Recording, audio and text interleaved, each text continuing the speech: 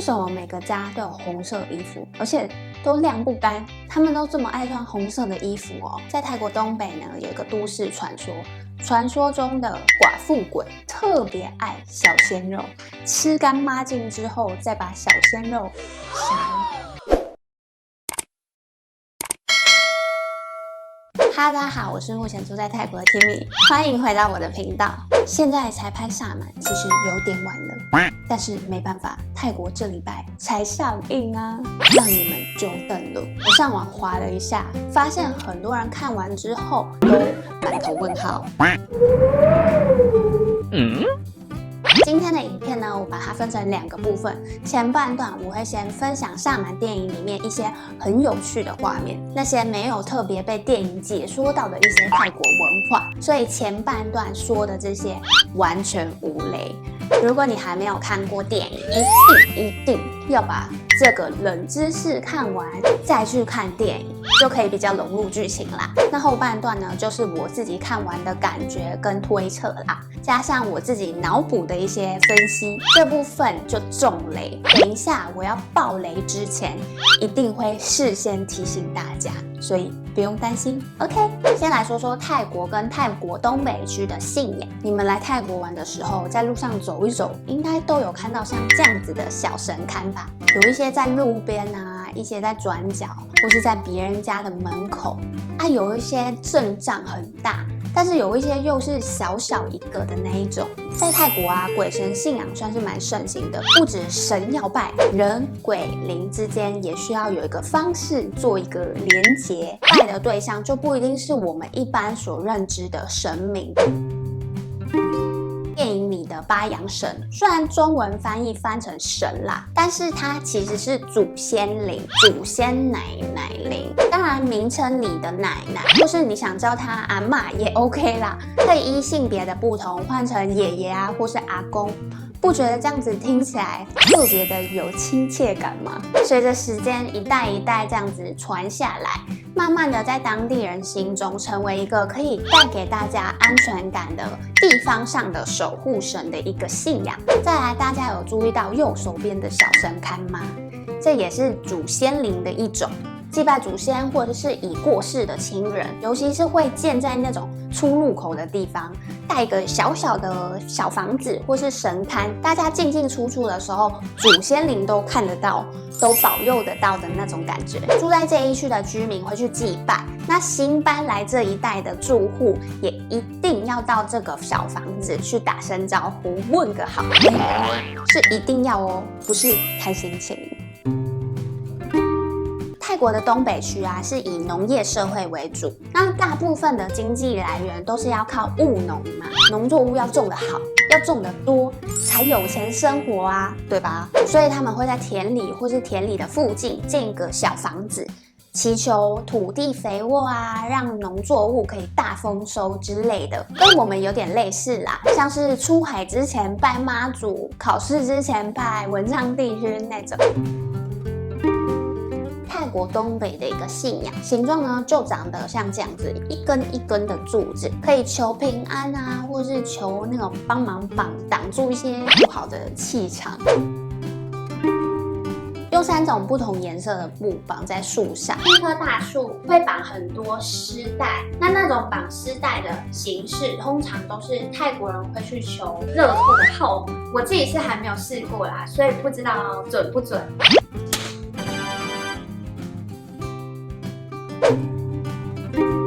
在他们的信仰里有守护灵，那当然也有邪灵啊。他们相信一个叫做寡妇鬼的邪灵，专门爱找小鲜肉，把小鲜肉吃干抹净之后再杀了。所以村民就很怕寡妇鬼来捣乱，就会挂一件男生款的红色衣服，暗示寡妇鬼说：“我们家没男人哦。”这个也是泰国其中的一个都市传说。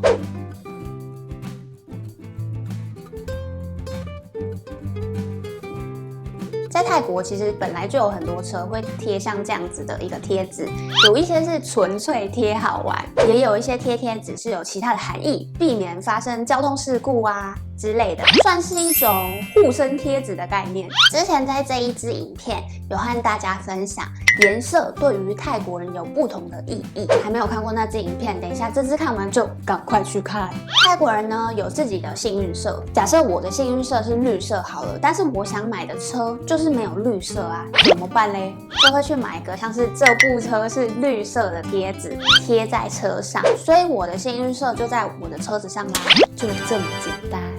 Surprise!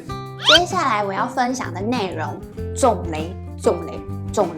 电影里的这部车是红色的，车子的颜色就跟泰国人的信仰是同样的概念。你觉得它是红色的，它就是红色的。整部电影我觉得最主要想传达2个主轴，第一个是电影有带到很多的镜头，也就是前面我讲到的很多小庙啊，要特别强调泰国人的信仰。我自己觉得啊，信仰这个东西真的很玄，你相信它，它就存在；你不相信的话，它就不存在。原本尼姆是相信巴扬的存在的，从片头的访问也可以看得出来，一开始的尼姆是很坚信有巴扬，也很开心自己有那样子的法力可以去帮助村民驱邪。虽然他说他从来没有看过巴扬，但一直觉得巴扬有在身边守护，就是因为他相信了，所以就真的有法力。但是到最后才知道，巴扬要的灵媒其实是姐姐，不是我。就看到巴扬神像被断头，算是压倒骆驼的最后一根稻草。尼姆的信仰整个崩溃，法力就很有可能也跟着减弱，甚至很有可能完全消失。我觉得邪灵就是趁着巴扬消失的时候，偷偷附身到了尼姆的身上，把他杀了。毕竟尼姆的身体也是一个容易被附身的容器啊，而且这样子隔天的驱邪仪式就少了一个灵媒，再加上你们看尼姆家的祭坛乱成这样，感觉像是有吵架打斗的痕迹。尼姆是趴在床上口吐白沫的那种死状。如果真的是巴扬带走尼姆的话，我觉得这种死法也太不温柔了吧。我脑补的画面是平躺，然后双手摆在旁边，还盖好棉被，旁边还有一点小鲜花，浪漫的死法。你们觉得呢？尼姆是被谁带走的？第二个主轴，我觉得是泰国宗教文化里面的因果报应。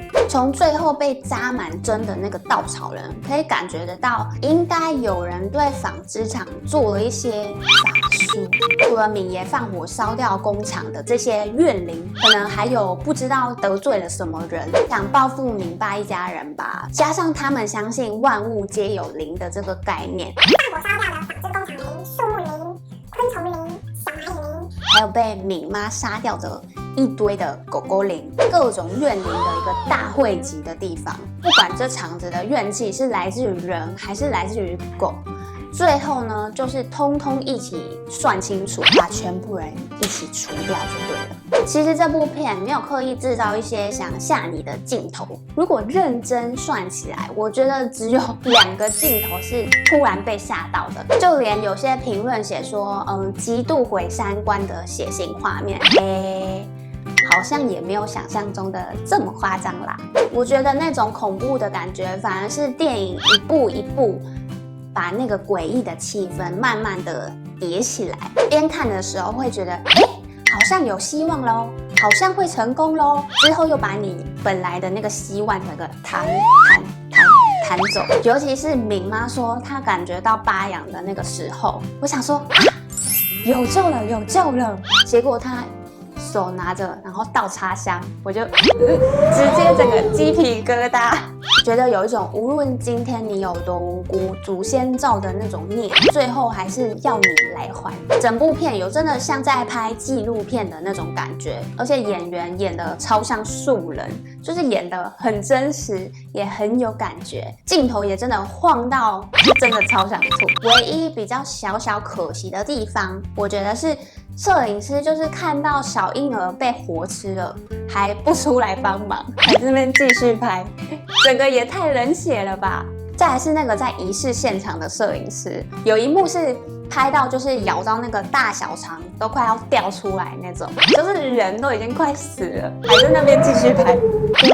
你也太敬业了吧！我觉得这2个部分让我有点小出戏之外，其他的我都很喜欢。看电影嘛，每个人一定都有不一样的见解跟想法，我的想法一定跟你的完全不一样，而且那种模模糊糊的结局，才能让我们这些做观众的有话题去讨论啊，对吧？好啦，想问问你们喜欢萨满吗？为什么喜欢？为什么不喜欢呢？快点在下面留言跟我分享，一起理性讨论哦。喜欢我的影片，别忘了按赞、分享、订阅、开启小铃铛。那 Kimi 握手，我们下个礼拜6见喽，拜拜。